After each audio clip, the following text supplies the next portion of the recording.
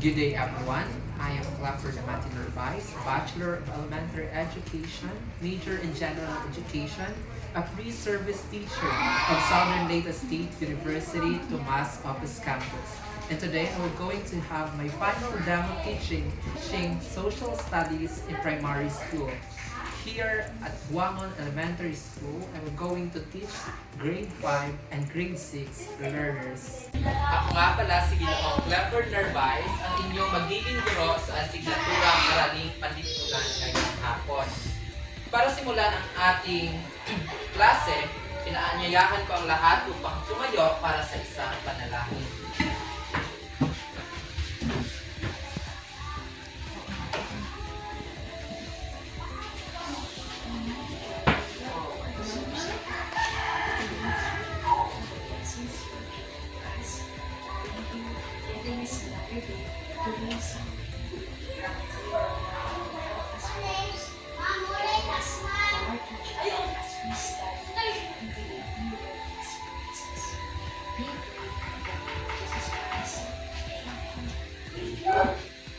So, wag muna kayo umupo kasi magkakaroon tayo ng energizer para sa buong oras ng ating klase, meron kayong energy para makipagkaisa sa ating mga activities.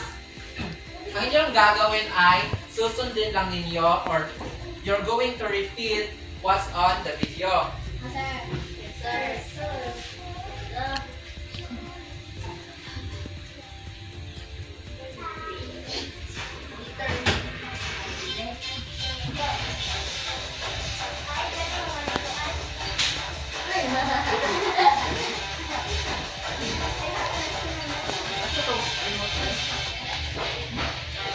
Wow.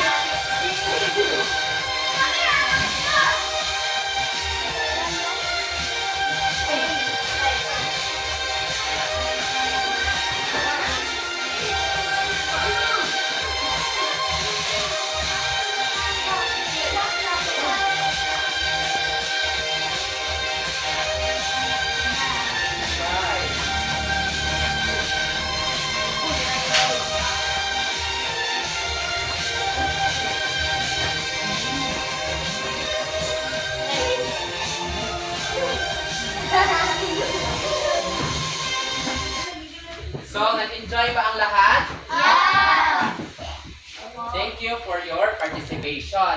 So, bago natin simulan ang ating leksyon ngayon, meron ako mga classroom rules dito upang ito ang maging gabay natin para magkaroon tayo ng magandang flow sa ating klase. Pakibasa ang unang. Pay attention to your teacher. Yes, we're going to pay attention to our teacher. Especially kung nag-lecture na si teacher. Second, Follow instructions given by the teacher. yes, follow instruction. If na tayo mga activities, dapat musunod ta sa mga panuto or direction para dili ta magbalik-balik o pamangkutanan ni teacher or maglisod. Third is, Keep quiet while somebody is talking. yes, keep quiet while somebody is talking. This rule is mo-show manig respect sa nagsulti sa atubangan. Para po, kung Maghilom ta para magkasinabtanay kitang tanan. Third, fourth, Raise your hand where you would like to speak. yes, raise your hand if you want to answer or speak para magkasinabot ta dili ta mo answer in chorus. Stay focused during lesson and avoid distracting others. Stay focused sa atong mga activities and discussion dili kay magduwa-duwa na sa table or sa atong katapad. Thus, Participate actively in classroom discussion activities and group work. yes, thank you. So, meron akong isang balita, isang napapanahong balita na babasahin sa inyo ngayon. Ang inyong gagawin ay makinig kayo ng maayos dahil pagkatapos ko itong basahin, ay meron akong mga katanungan. Naintindihan ba? Yes. Ang gagawin? Makinig. Makinig. Sala? Okay, attention sa kay teacher. Handa na ba ang lahat? Yes. Ang balitang ito ay ang title nito ay mas dumami ang Pilipinong itinuring ang kanilang sarili na gitnang uri or middle class in English.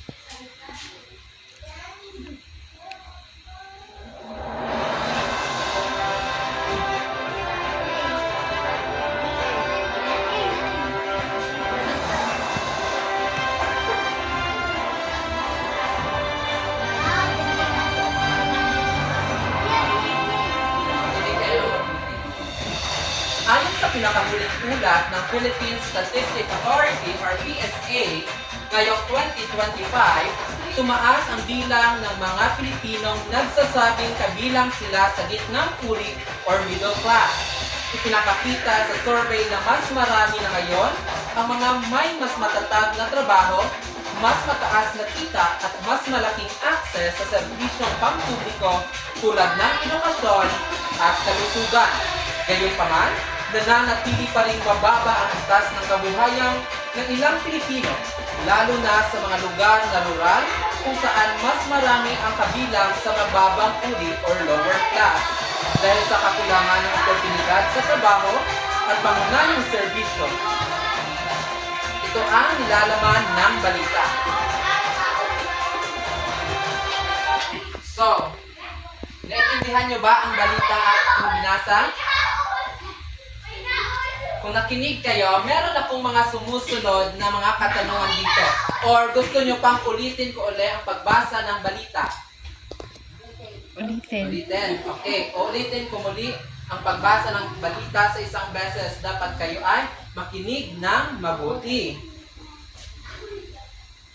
Ayon sa pinakahuling ulat ng Philippine Statistics Authority or PSA ngayong 2025, tumaas ang bilang ng mga Pilipinong nagsasabing kabilang sila sa gitnang uri or middle class. Ipinakita sa survey na mas marami na ngayon ang mga may mas matatag na trabaho, mas mataas na kita at mas malaking access sa serbisyong pampubliko tulad ng edukasyon at kalusugan.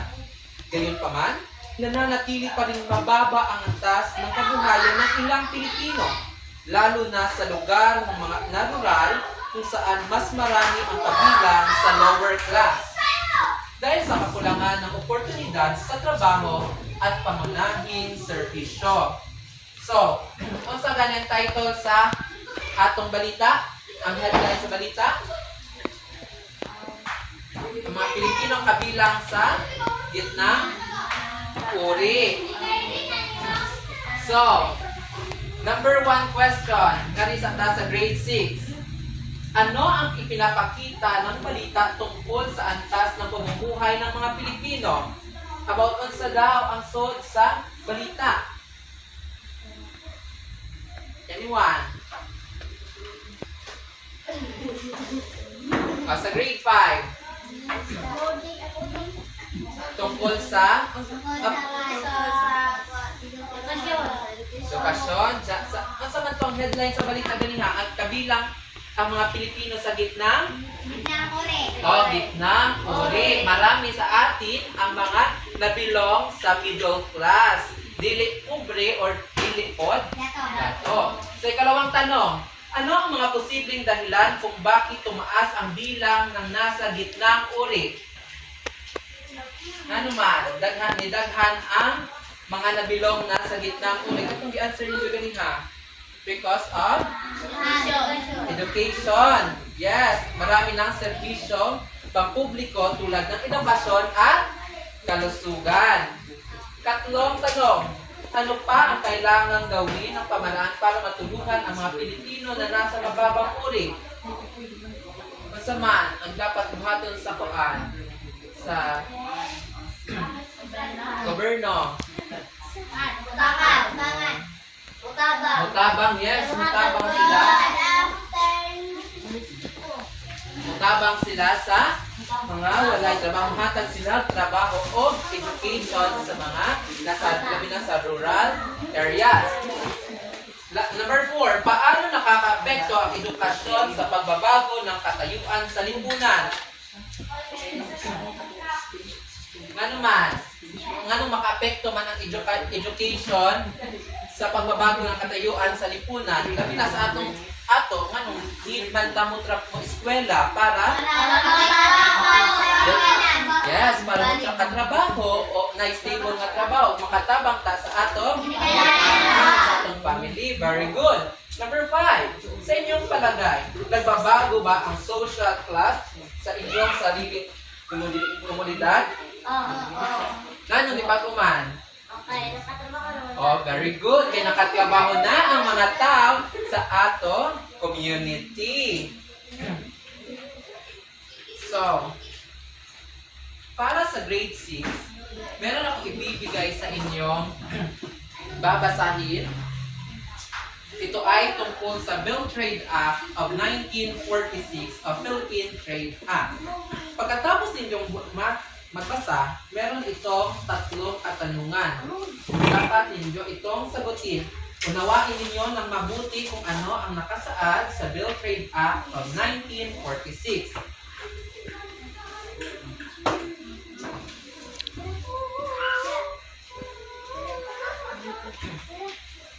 Nasa likod yung answer sheet. Para naman sa grade 5, meron ako ipapakita ang mga larawan dito. Ang mga larawan ito ay sumisimbolo sa mga Pilipino bago pa man dumating ang mga mananakop. Ito ay ang mga katayuan ng mga Pilipino bago pa man tayo sakupin ng ibang lahi. So, una, ito ay ang larawan ng mga Pimawa. Ikalawa,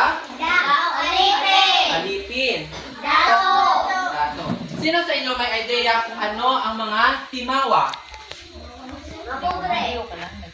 Pobre ba ng mga Timawa?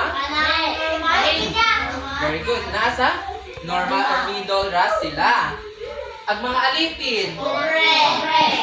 Gano'ng kaingon mo mga pobre at mga alipin? Kay murag igorot? Oh, kay sugoon. Sulugoon sila. Then, ang dato, Bago man dumating ang mga Espanyol, mayroon ang sistema ang panlipunan at pampolitika ang mga Pilipino. Nahanip sa 3 pangkat ng lipunan, Tagalog at Bisaya. Ang Dato, Timawa o Maharlika at Alipin. maraming salamat. Tama, bago pa man dumating ang mga Espanyol sa ating bansa, meron na tayong 3 antas na o 3 pangkat ang pinuno ang pinakamataas na antas sa kanilang lipunan. Yes, dato ang pinakamataas, may pinakamataas na antas sa lipunan. Murag sila ni ang hari-hari sa atong lugar. Kay sila ray makapangyarihan, sila daghang kwarta, sila makapangyarihan o daghan silang hari-harian. So, siya ang pinuno ng pamayanan, taga-ayos ng hidwaan at tagapagtanggol sa mga kaaway nito. Then sila man ang kanang pinakamataas na antas sa lipunan, ila na ipagtanggol ang kanilang mga nasasakupan. Like, example, binay kaaway, ila dyan ang ipagtanggol sa mga kaaway katong ilang nasasakupan. Sunod ay ang timawa. Timawa ay binubuo ng malalayang tao at mga nagpalayang alipin. So meaning, ang timawa, dili na sila alipin. From alipin sila, napalaya naman, nang natawag sila malalayang tao, kasi from alipin, they have the privilege na to buhat kung unsay ilang gusto. Naman sila yung mga privilege nga ihatag ang dato nila or ang kanilang community. Nasabtan ra? Yes. Sa ganitong timawa, sila ang may malayang Malayang tao ay malayang tao.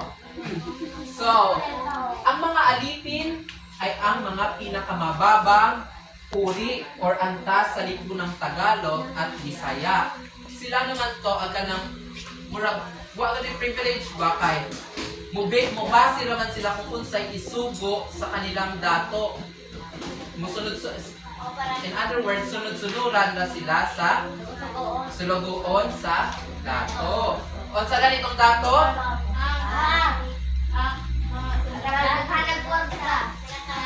Pinakamataas na uri ng lipunan.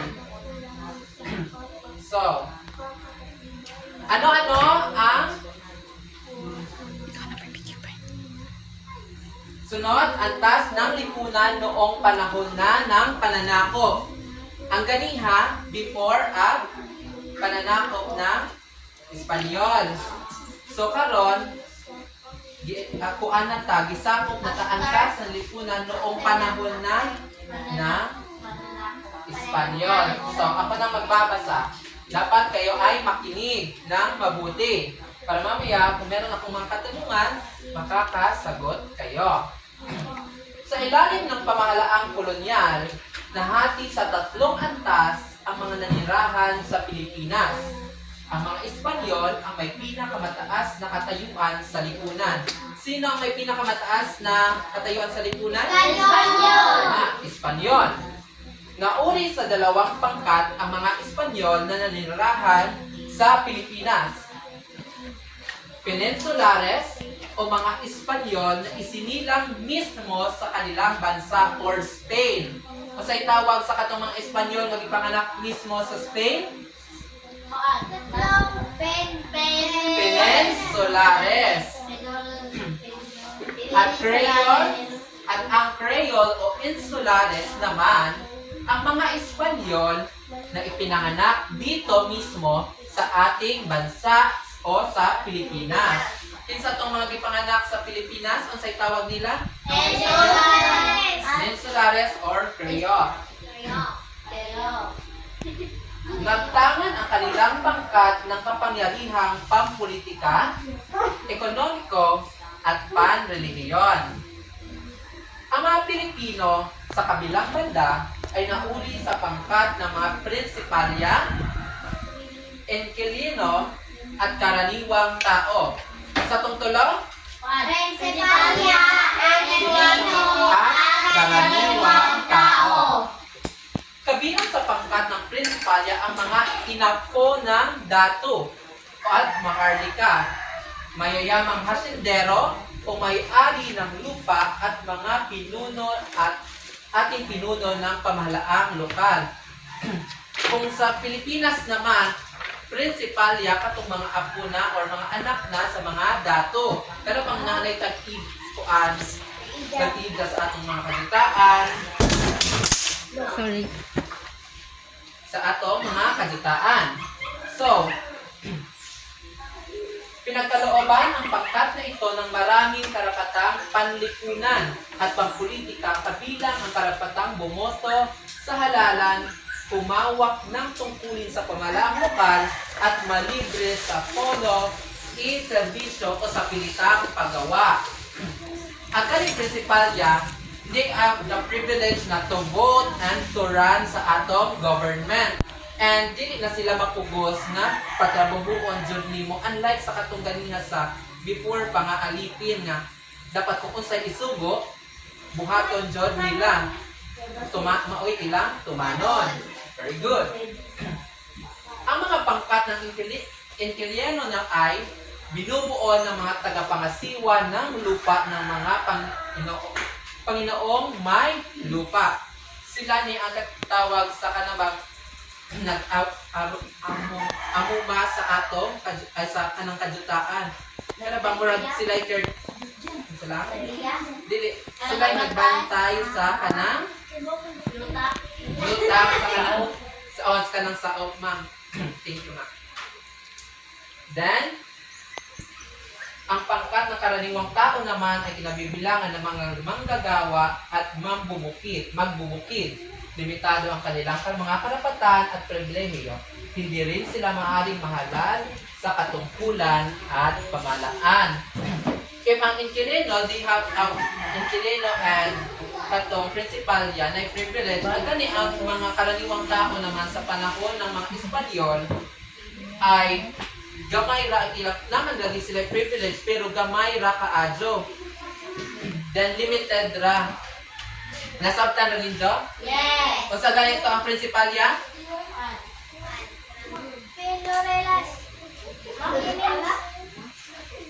Naminawa. Nakalimot ra. Ang principal yan katong may-ari ng mga yuta. Diyan sa pinadukuan, inquilino, simple word sila yung mga nagbantay.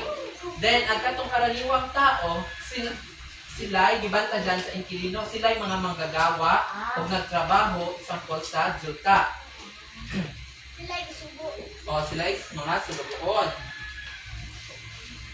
So, meron ako mga katanungan dito base sa ating pinag-aralan.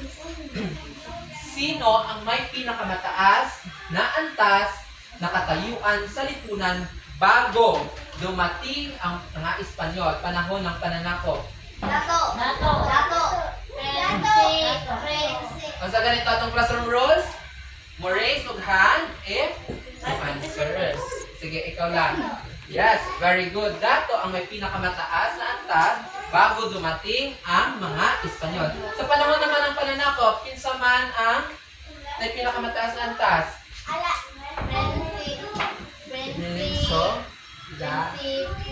Peninsulares. Oh, very good. So, number 2. Ilarawan ang mga peninsulares at insulares.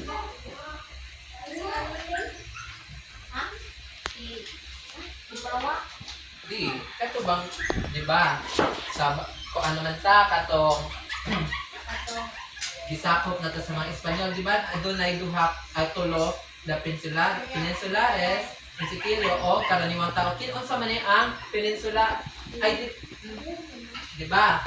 Naman toy mga Espanyol. Kung sa may tawag sa Espanyol nga gipinanganak sa Spain. O, Peninsulares. Ang gipanganak naman sa Pilipinas ng mga Espanyol. O, Insulares. Very good. Number 3. Sino ang mga itinuturing na dato, timawa o maharlika? Alipin, principal, inquilino at karaniwang tao. Pinoy. Sige, ikaw una. Kung saan itong mga dato?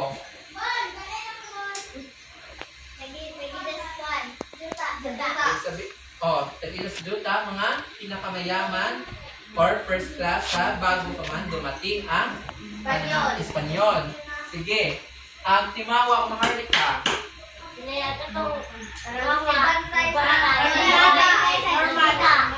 good. So, ang kanang timawa, sila sa timawa. Ang karaniwang tao, during that time sa pananakop, same na sila sa alipin. So, number 4. Sa inyong palagay, may pagkakaiba ba ang antas ng katayuan ng mga Pilipino sa lipunan bago dumating ang mga Espanyol at sa panahon ng kolonyalismo? Naabay kalahian? Basta man? Kung sa mga kalahian. Aguban kay dili dato. Uban dili dato, kaya naman sila kana mga antas ng pamumuhay. O pobre or dato. Sige mag-ano. Very good. Sige manikbanguhit. So tandaan, ang mga Espanyol ang may pinakamataas na katayuan sa lipunan. Peninsulares o mga Espanyol na isinilang sa Spain. Insulares naman ang mga Espanyol na isinilang sa Pilipinas. Timanin na ninyo ha, nagtangan ang mga Insulares ng kapangyarihang pampolitika, ekonomiko at panrelihiyon. Ang mga Pilipino sa kabilang banda ay nauri sa pangkat ng Principalia, Inquilino at karaniwang tao. So, ngayon ay magkakaroon tayo ng activity. Papangkatin ko kayo sa dalawa.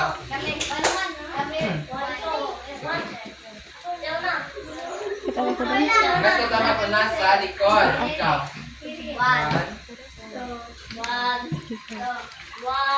Two.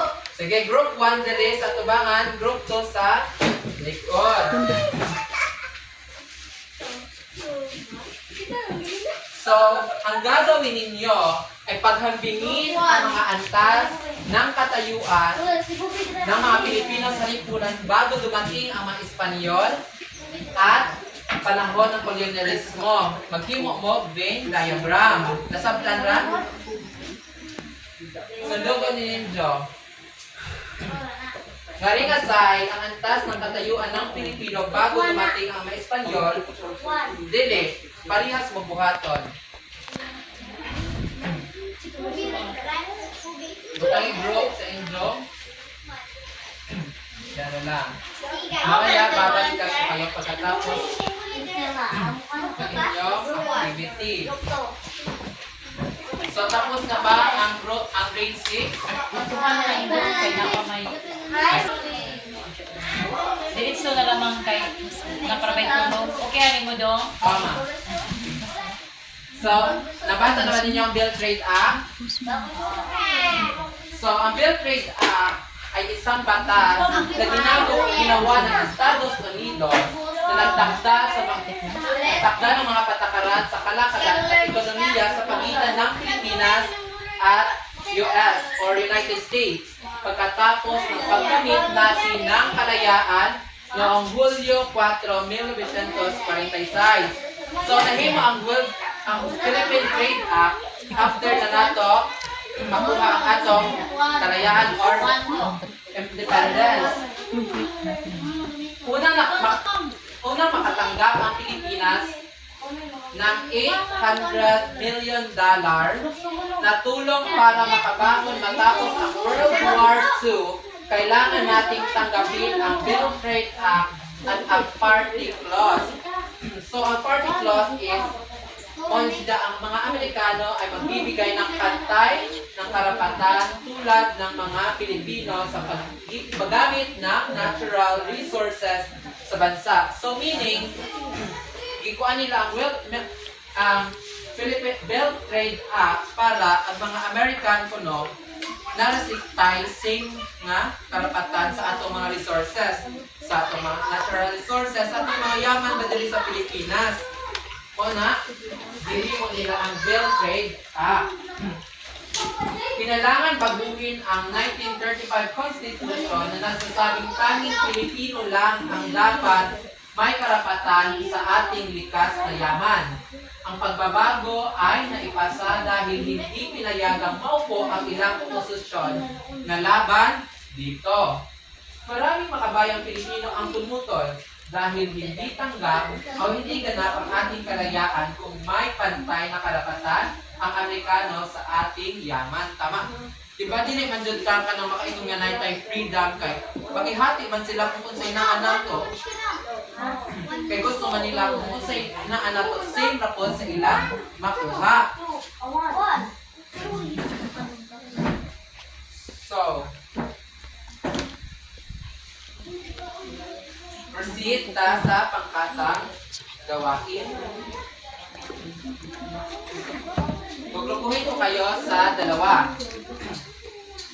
Pangkat 1 at pangkat 2. Okay na naman ang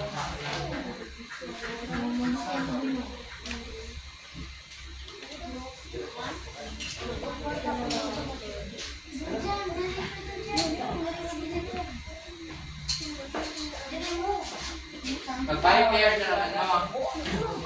Walang ibabutang sa pipit. So para sa pangkatwan, pagguhit ng mga mabuti naging epekto ng party lines at kalayaan ng kahit tatlong pangungusap. Then pangkatlo, pagguhit ng di mabuting naging epekto ng party rights at talakayan ng kahit tatlong pangungusap.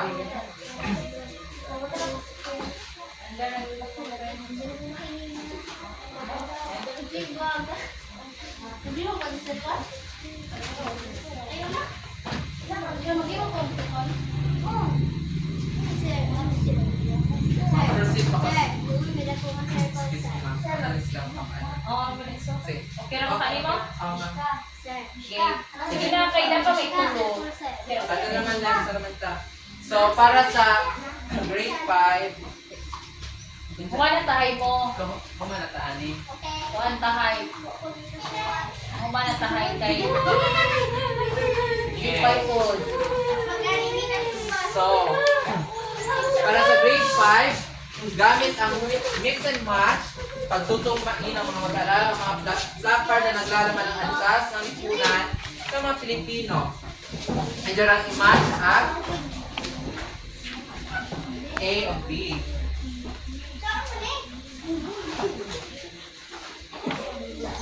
I-match ka rin. Oo, i-match na iwakap na.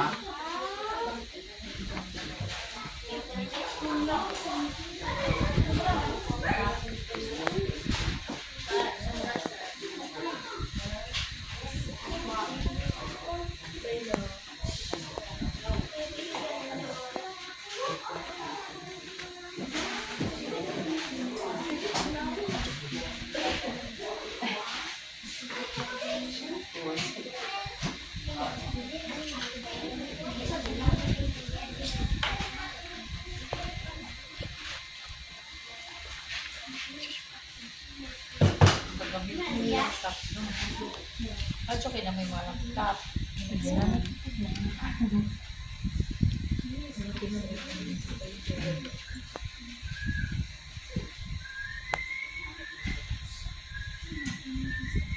So, proceed na punta sa next sa atong assessment. Wow! Uy! Dili. Okay na pa may tulo lagi dyan sa kanay oras. Di, Alas 2 naman. Ate ako.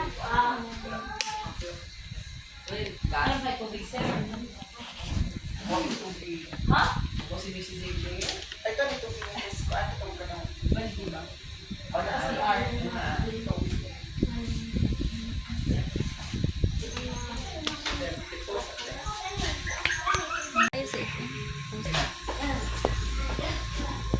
Pwede kasi.